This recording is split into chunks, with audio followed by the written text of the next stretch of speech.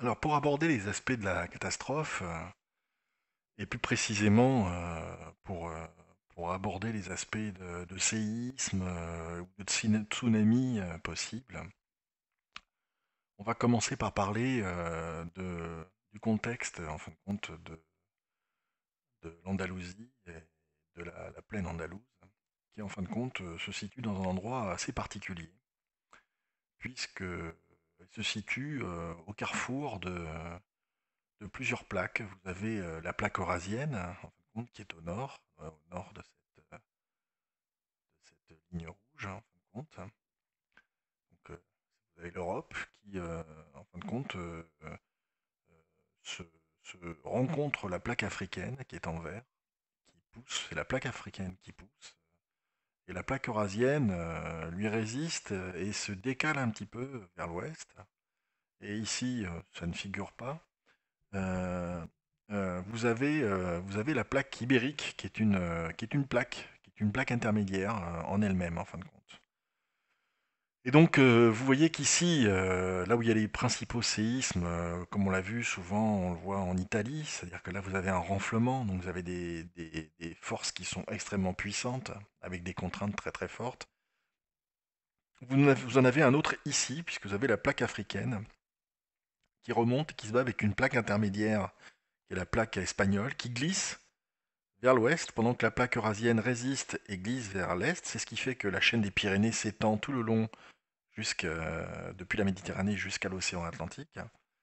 Et donc vous voyez en fin de compte que, en général, les séismes se déroulent sur les endroits où il existe deux failles, deux plaques, en fin de compte une faille et où il y a deux plaques qui se rencontrent.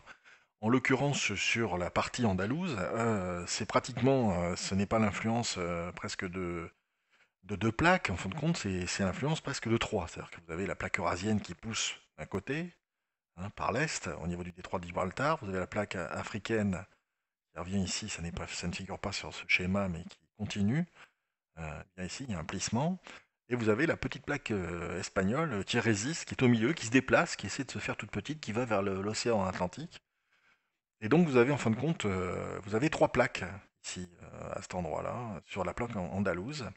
Vous voyez qu'à l'endroit où sont la conjonction de deux plaques, vous avez les chaînes de montagnes. Et c'est pour ça qu'il y a autant de montagnes en Espagne, c'est parce qu'en fin de compte, vous avez cette plaque ibérique qui est en permanence compressée, comprimée. Hein, c'est comme quand vous comprimez une feuille de papier, enfin, elle va finir par gondoler, hein, ou du carton, il va finir par gondoler. Il va se plier, et c'est ce qui fait qu'il y a autant de montagnes, et que vous retrouvez des chaînes de montagnes aussi dans le nord de l'Afrique du Nord, au Maroc, en Algérie. Donc voilà un petit peu ce qu'on peut dire, et c'est à l'endroit où il y a ces failles, s'il y a ces failles, qu'il y a le plus d'activité sismique. Donc vous voyez qu'à cet endroit-là où il y a, autour du détroit de Gibraltar, où il y a l'activité de trois failles, et qui se prolonge vers l'océan Atlantique, le long de la côte, ici on ne le voit pas, mais ça continue le long de la côte espagnole du sud. Vous voyez que pour la plaque africaine, si elle ne bouge pas beaucoup, c'est 0,6 cm par an. La anatolienne pousse de 3 cm par an vers l'Italie, et c'est pour ça que vous avez autant de tremblements de terre en Turquie, même en Grèce et en Italie, hein. Donc ça pousse pas mal, et ainsi que la plaque arabique. Donc pour l'instant, on n'a pas besoin d'y faire référence, mais c'est un schéma qui est tiré de l'ouvrage de la Méditerranée qui a été écrit par Baptiste Lefrançois. Donc vous voyez que c'est un carrefour important, l'endroit où se situe l'Andalousie. Pour continuer sur la catastrophe, donc on va plus zoomer sur cette partie maintenant qu'on a vu le contexte des plaques qui sont présentes autour de l'Andalousie. On va se centrer un petit peu plus sur la zone sismique atlantique, qui est à mon avis une des plus dangereuses de l'océan Atlantique, si ce n'est la plus dangereuse. Vous voyez que sur la carte où on se situe, hein, à quoi font référence ces cartes. Donc vous avez ici la plaque européenne, comme on l'a vu tout à l'heure, qui arrive. Vous avez la plaque africaine, qui est au sud, et vous avez la petite plaque donc espagnole, compte, qui se déplace, qui avance, qui est poussée un petit peu par la plaque européenne, qui glisse sur la plaque africaine, mais elle glisse sur la plaque africaine, mais elle est aussi repoussée par la plaque africaine, qui pousse vers le nord. Donc, et tout ça, eh bien, vous voyez que ça fait une zone sismique très très importante, puisque vous voyez tous les petits points rouges, en fin de compte, ce sont des zones de séisme qui se trouvent sous l'eau, hein. Donc, je vous rappelle, je ne sais pas si vous vous rappelez, pareil, le tsunami qui a eu lieu dans l'océan Indien, lorsque une plaque s'est soulevée, eh bien, alors je ne sais pas si là c'est pas du soulèvement, mais c'est de la, je sais pas ce que diraient les spécialistes, mais en fin de compte du cisaillement, en fin de compte de plaques, mais qui provoque sûrement aussi des séismes très très forts, puisque ça se déclenche d'un coup, ça lâche d'un coup, pareil, de la même façon, sauf que c'est du cisaillement, c'est dans le sens longitudinal aux failles.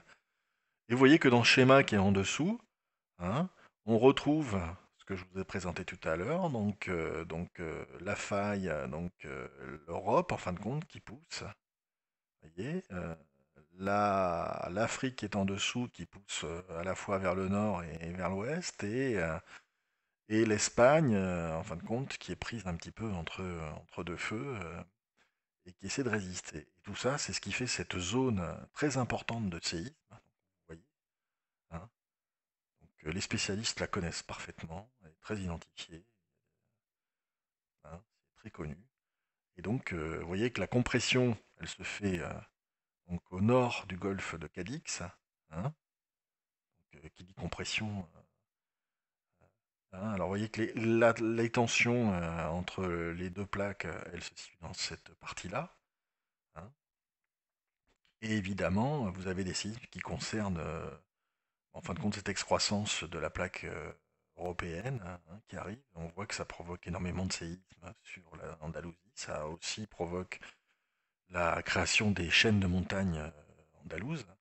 Et vous en avez aussi dans cette partie verte, en fin de compte, qui est très importante, énormément de séismes qui se déroulent dans cette partie, qui sont à l'origine de cataclysmes bien connus, dont celui dont on parlera tout à l'heure, celui du désastre de Lisbonne de 1755.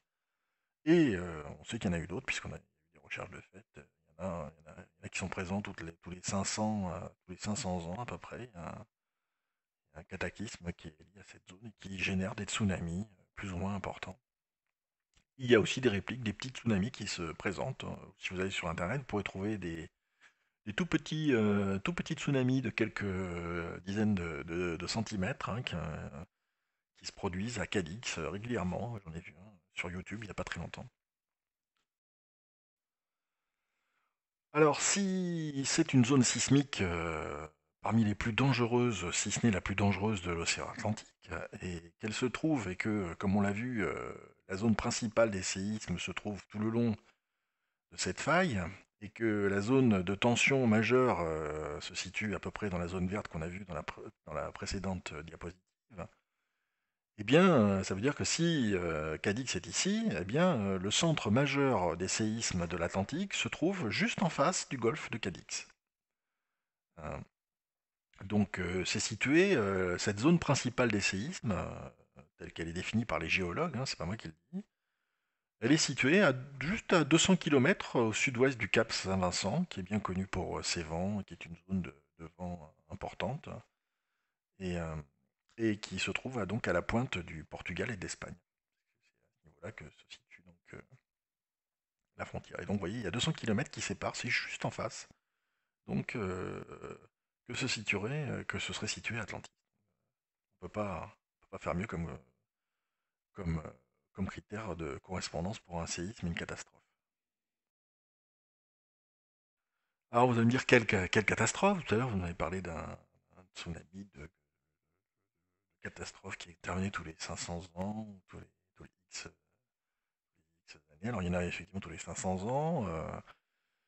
Mais celui qui reste dans le dernier, vraiment le plus important, qui reste dans toutes les mémoires, qui, qui est même écrit dans des œuvres majeures de la littérature française, c'est le désastre de Lisbonne de 1755. Et on peut se poser la question de savoir si Lisbonne a été touchée, est-ce que le golfe de Cadix n'aurait pas été touché, ce qui est le cas. Et du coup, est-ce que ça ne serait pas un peu un remake qui se reproduit, puisqu'on sait que quand il y a une zone de séisme, eh bien, les cataclysmes reviennent régulièrement, hein, ils ont des périodicités, comme on le sait. C'est ce qui permet d'ailleurs aux hommes de l'oublier pour ensuite être sujets de nouveau à la même catastrophe, puisque bon, entre plusieurs milliers d'années, les gens oublient. Hein. Vous savez que c'est le propre de l'homme d'oublier. Et comme vous le voyez sur la gravure qui représente donc une espèce de chaos innommable, ça représente ce fameux tsunami qui a balayé la ville de Lisbonne, et qui a ensuite généré des incendies monstrueux et qui l'a détruite en grande partie. Et si vous allez à Lisbonne, vous allez retrouver le quartier qui a été reconstruit et donc qui correspond à ce séisme. Alors qu'est-ce qui s'est passé? Eh bien, en 1755, c'est un séisme qui se passe au niveau du cap Saint-Vincent, juste en face, qui est donc au sud-ouest en fin de compte de Lisbonne, qui est à l'ouest du golfe de Cadix, et qui va détruire quasi complètement la ville de Lisbonne et les côtes atlantiques qui sont les plus proches, hein, parce qu'il n'y a pas eu que Lisbonne. On parle de Lisbonne parce que ça a été ce qui a marqué, qui a frappé le plus les esprits. Et en plus, il se trouve que ce séisme et ces tremblements de terre et ce tsunami, ils sont intervenus le jour de la Toussaint. Il faut savoir qu'à l'époque, les gens étant très chrétiens, la Toussaint avec son symbolisme, puisque la Toussaint c'est la fête de tous les saints, c'est la fête des vivants, et le lendemain c'est la fête des morts. Donc, vous voyez, ça a vraiment frappé de stupeur l'Europe entière, au point que même Voltaire, il en parle dans son livre Candide, il parle du désastre de Lisbonne, il y fait référence hein, de façon très très claire et très précise.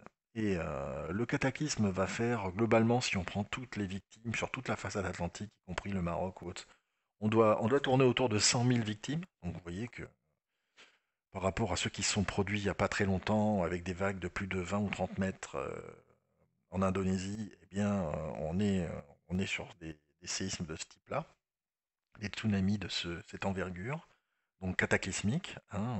On a oublié qu'en Europe, il pouvait y avoir des cataclysmes de cette ampleur-là.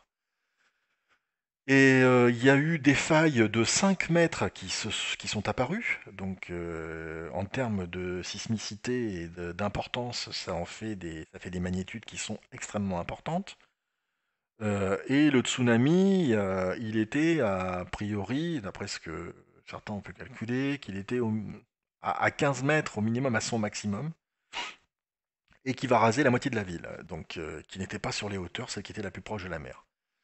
Donc les incendies vont faire le reste. La secousse, elle est ressentie jusqu'en Finlande, pour vous donner une idée. Donc Lisbonne, c'est dans le sud du Portugal. Et la secousse du tremblement de terre uniquement est ressentie jusqu'en Finlande. Le séisme, lui, il est estimé sur l'échelle de Richter entre 8,5 et 9. Et l'épicentre, il est exactement là où je vous l'ai indiqué tout à l'heure sur les cartes précédentes, donc en face du Cap Saint-Vincent. Et il a une fréquence, ce type de tremblement de terre a une fréquence qui est estimée aux alentours de tous les 2000 ans, même s'il se reproduit plus fréquemment, mais avec une force plus légère, moins importante. Mais une telle intensité, c'est à peu près tous les 2000 ans. Donc le séisme, lui, il met fin aux ambitions coloniales portugaises, parce que tous les ports, autant vous dire, de l'Atlantique sont touchés, ça va toucher même les côtes, il sera touché moins fortement, mais il va toucher les côtes françaises, mais sans faire autant de dégâts, mais en tout cas sur tout le pourtour du golfe de Cadix, et y compris l'ouest marocain, les côtes marocaines et les côtes portugaises, les nations du Portugal et d'Espagne sont très durement touchées par ce séisme et ce tsunami qui va frapper donc aussi les côtes andalouses hein, en Espagne, à tel point, on l'a oublié, que c'est ce qui va mettre un terme concrètement en 1755, juste avant la Révolution française, donc à la domination espagnole sur les mers puisque ça va ravager les côtes et les ports qui étaient présents sur le Guadalquivir, puisque les eaux vont rentrer à l'intérieur, donc. Et le tsunami va ravager aussi le Maroc, parfois, sur 5 et même au-delà, dans 5 km dans les terres, avec des répliques qui vont être perçues à Fès ou à Meknès, et qui vont faire, même dans ces villes, jusqu'à 10 000 morts. Donc en tout sur le, sur la région marocaine. Donc vous voyez que il y a des précédents importants.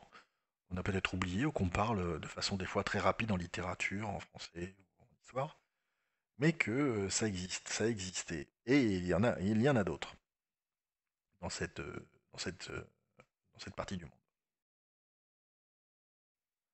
Alors, qu'est-ce que donne un tsunami qui existerait, qui se produirait aux alentours de cette zone à 200 km? Vous voyez ce que représentent les cartes indiquées ici, qui ont été faites d'après un modèle proposé par José María Abril, Raúl Perlénez et Joël Luis Escacena, qui parle d'un tsunami qui aurait pu se propager dans le golfe de Tartessos. Donc vous voyez que ces cartes-là représentent cette partie-là de l'ouest de l'Espagne et du nord du Maroc, hein. On voit que le tsunami donc se propagerait ici à partir d'un endroit qui se situe au sud-ouest du Cap Saint-Vincent, comme celui du désastre de Lisbonne de 1755, et on voit les vagues qui arrivent, qui se propagent dans tout le golfe de Cadix et de la côte marocaine. On les voit très clairement, avec leur amplitude, hein. Donc on voyait que ça va se répandre dans tout l'océan Atlantique, ça remonte, mais que l'effet principal d'un tel tsunami, il est essentiellement sur effectivement la côte qui est orientée au sud portugaise, avec Lisbonne qui est ici, à ce niveau-là, si vous voyez le curseur, et là, et surtout dans tout le golfe de Cadix, qui va entraîner le déclin justement de la colonisation espagnole. Et qui va venir après l'espagnol, ben, je crois que si ma mémoire est bonne, c'est une domination hollandaise. Euh,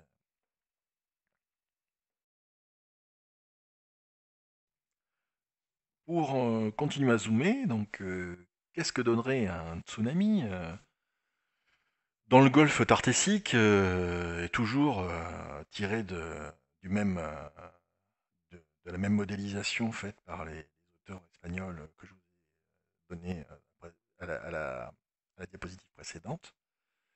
Et donc ce tsunami serait intervenu entre 2000 et 4000 avant Jésus-Christ. Ce serait un des plus importants, avec celui de 218 avant, avant Jésus-Christ aussi, sous la domination romaine. Donc qu'est-ce qu'il donnerait, qu'est-ce qu'il aurait donné un tsunami de ce type-là?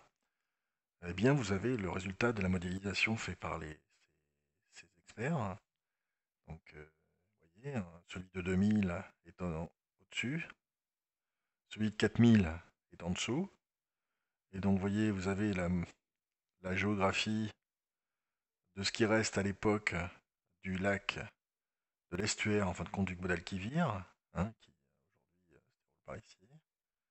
Et donc, vous voyez que si on parlait tout à l'heure de- ensuite comment dire, de golfe comblé, eh bien, ça a dû combler une bonne partie, hein. Donc, vous voyez les vagues qui ont dû arriver, qui étaient d'une amplitude assez importante.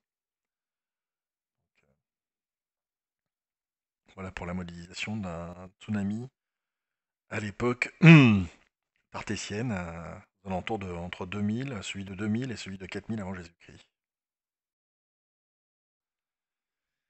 Alors, il y a eu des analyses de la turbidité, en fin de compte, des sols euh, présents autour de ce golfe tartésique, et qui ont permis de reconstituer les différents cataclysmes qui ont pu se passer, leur chronologie, leur importance, l'élévation du niveau de la mer, la durée de l'élévation dans le temps, hein. Et donc, ce schéma est tiré du livre du professeur Diaz Montesano, en page 52. Dans son livre Atlantis Rising, il montre ce graphique qui analyse, qui donne les résultats des différentes analyses de turbidité, comme on dit, dans le langage savant, et qui montre en fin de compte bah, les différents tsunamis qui sont passés, qui sont développés, et ce qu'il montre, ce graphique, c'est qu'à l'époque où aurait dû se dérouler, en fin de compte, le cataclysme, si on prend les 9000 ans à partir de Solon, hein, donc 11 580 avant Jésus-Christ, eh bien on voit qu'il n'y a aucune turbidité, il n'y a aucun cataclysme qui est présent à cette époque-là. Donc ça veut dire que le cataclysme, si l'Atlantide a autant d'histoire, ça ne veut pas dire que son cataclysme s'est déroulé au tout début de son histoire. Non, c'est qu'il a dû se dérouler plutôt justement vers la fin, quoi, j'imagine. Comme le cataclysme de l'île de Terra à Santorin, l'explosion du volcan a dû générer un cataclysme qui a entraîné le déclin de la civilisation minoenne. On peut imaginer que c'est sûrement après. En tout cas, c'est la thèse qu'il défend.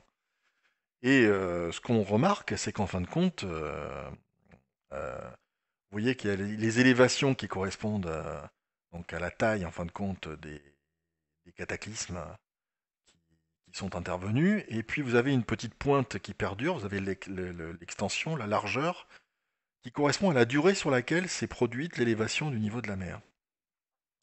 Et donc vous voyez que ici, vous avez une élévation qui se produit sur ce cataclysme de 4000 avant un peu plus de 4000 avant le temps présent. BP, c'est Before Present. Donc 4000 ans avant le temps présent, c'est-à-dire en moins 2000, au deuxième millénaire avant Jésus-Christ, il y a eu apparemment aux alentours de 2000 à 2005, c'est ce que dit le professeur Diaz Montechano. Il y a eu un phénomène sismique et tsunamique qui a bien eu lieu entre 3000 et 1500 et qui a donné lieu à une élévation brutale du niveau de la mer, mais qui s'est déroulée sur une période de presque 1000 ans. Ça a duré quasiment 1000 ans, cette élévation du niveau de la mer. Et cette élévation elle serait de la mer à peu près de plus de 10 mètres, donc ce qui est quand même relativement important. Ça s'est fait avec un niveau maximum supérieur à 5 mètres au niveau actuel, hein. Donc par rapport au niveau actuel, ça veut dire que l'eau de la mer était 5 mètres au-dessus de ce qu'il est aujourd'hui. Alors ça ne suffirait pas aujourd'hui pour recouvrir les parties de terre qui sont immergées, même les îles qui ont été, qui sont soudées, qui sont accrochées au continent, qui sont pas loin du continent. Mais en tout cas, par rapport au niveau de la mer de l'époque et par rapport au niveau des terres de l'époque, vous savez que les terres elles augmentent, elles s'assedimentent au fur et à mesure des années, ça fait beaucoup, quoi. Donc, et donc pour le professeur Diaz, Montesano, le cataclysme se serait produit entre 2000 et 2300 avant Jésus-Christ, et il serait donc, comme on peut le voir, il est plus puissant et plus long en fin de compte, et plus important que celui qui s'est déroulé dans la deuxième phase verte, là, puisqu'il a souligné en vert donc le cataclysme qui s'est déroulé au deuxième millénaire, et le deuxième trait vert, c'est celui de 218, qui est aussi un des plus puissants, puisqu'il a laissé des traces écrites, donc on en parle. Et donc, et il y a eu des analyses dont on reparlera dans une autre vidéo, en fin de compte, qui mettent que celui de 218, l'eau a pu s'infiltrer dans le golfe de Cadix entre 12 et 17 km, si ma mémoire est bonne. Donc vous voyez que s'il y a eu un tsunami et un tremblement de terre supérieur au deuxième millénaire avant Jésus-Christ, entre le deuxième et le troisième millénaire avant Jésus-Christ, et qu'il était supérieur à celui de 218, où l'eau s'est infiltrée, a réussi à se propager jusque parfois entre 12 et 17 km à l'intérieur des terres, vous imaginez bien ce qu'a pu provoquer celui-là, avec en plus, sur 1000 ans, une élévation du niveau de la mer qui fait que euh, l'eau monte, euh, l'eau monte de 5 mètres au-dessus du niveau actuel de la mer. Donc ça a dû être quelque chose d'assez important. Donc voilà pour donc voilà pour ce qui a pu se passer et les traces qu'on peut avoir du passé de ces tsunamis. Alors vous voyez tous les autres, hein, vous voyez, qui sont plus petits, etc. Vous voyez les derniers qui sont passés avec.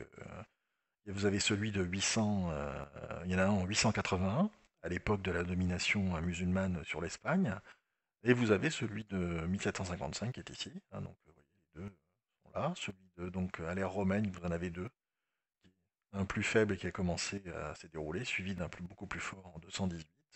C'est 200, c'est 210 et 218, ceci, et celui-ci donc serait aux alentours de deuxième millénaire avant Jésus-Christ, sans parler des précédents, il y a une activité assez forte entre 9e millénaire, 10e millénaire et le 6 7e, avec un trou à l'endroit où se serait créé l'Atlantide.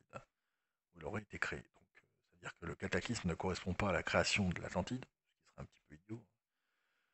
Surtout si on parle d'une civilisation qui est devenue très puissante, on ne devient pas puissant du jour au lendemain, mais elle a dû intervenir donc plutôt sur sa fin. Est-ce que sa fin est ici? C'est la thèse que défend le professeur Diaz Montechano.